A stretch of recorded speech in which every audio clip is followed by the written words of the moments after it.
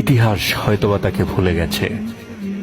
যিনি ছিলেন ইতিহাসের একজন মহীয়সী নারী, হ্যাঁ, তিনি সেই নারী যিনি ছিলেন একজন নিউরোসায়েন্টিস্ট বা স্নায়ুবিজ্ঞানী, যিনি ছিলেন একজন পিএইচডি হোল্ডার এবং যিনি ছিলেন একজনের কোরআনের হাফেজা, যার বুকে ধারণ করেছিলেন পবিত্র কোরআনের 30টি পারা। এই সেই নারী যিনি হয়েছিলেন 2003 সালে কিডন্যাপ এবং যার স্থায়িত্ব হয়েছিল 2008 সাল পর্যন্ত। পরবর্তীতে তাকে নিয়ে যাওয়া হয় আমেরিকান টর্চার ছেলে এবং সেখান থেকে তার উপর চলে পাশবিক নির্যাতন ও মানসিক নির্যাতন।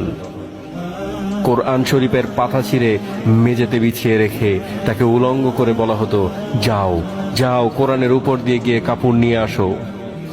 ওই নরপশুরা তাকে বিভিন্নভাবে নির্যাতন করতে শুরু করে। খেলায় মেতে ওঠে ওই হায়নার দলেরা। পালাক্রমে গণধর্ষণের শিকার হন এই কোরআনের হাফেজা। নিউরোসায়েন্টিস্ট সেই নারীকে আমেরিকান আদালত থেকে 86 বছরের সাজা ঘোষণা করে এক আমেরিকান সেনা হত্যা চেষ্টার অপরাধে। আদালতে বিচারক কিছু বলার আছে কিনা জানতে চাইলে তিনি বলেন, আপনি তাদের ক্ষমতা দিয়েছেন আমাকে রেপ করার, উলঙ্গ করে সার্চ করার। আপনার কাছে কিছুই বলার নেই আমার। আমি আমার আল্লাহ অর্থাৎ আমার রবের কাছে যেই বলবো যা বলার। আমি তো সেদিনে মরে গেছি যেদিন আমাকে প্রথমবার ধর্ষণ করা হয়েছিল। আমাকে ছেড়ে দিন, আমাকে আমার দেশে যেতে দিন। মূলত তার অপরাধটি ছিল এই, তিনি একজন কোরআনের হাফেজা। এত শিক্ষিত হয়েও কেন তিনি কোরআনের দিকে ঝুঁকেছিলেন? কেন তিনি তার বক্তব্যে কোরআনের রেফারেন্স জানতেন? কেন তিনি দিনের পথে সামিল হওয়ার দৃঢ়প্রত্যয় নিয়েছিলেন?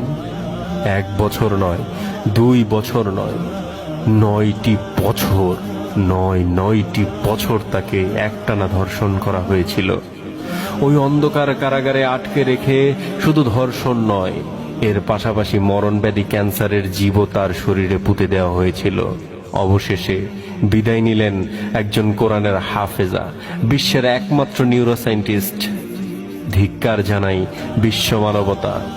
হে আল্লাহ, তুমি তোমার পবিত্র কোরআনের বাণী ধারণকৃত সেই মহীয়সী নারী ডক্টর আফিয়া সিদ্দিকাকে জান্নাতের সর্বোচ্চ মাকাম দান করো, আমিন। বেঈমান কাফিররা কখনো মুসলমানদের বন্ধু হতে পারে না, এর জ্বলন্ত প্রমাণ আফিয়া সিদ্দিকীর কাছ থেকে আমরা পেলাম।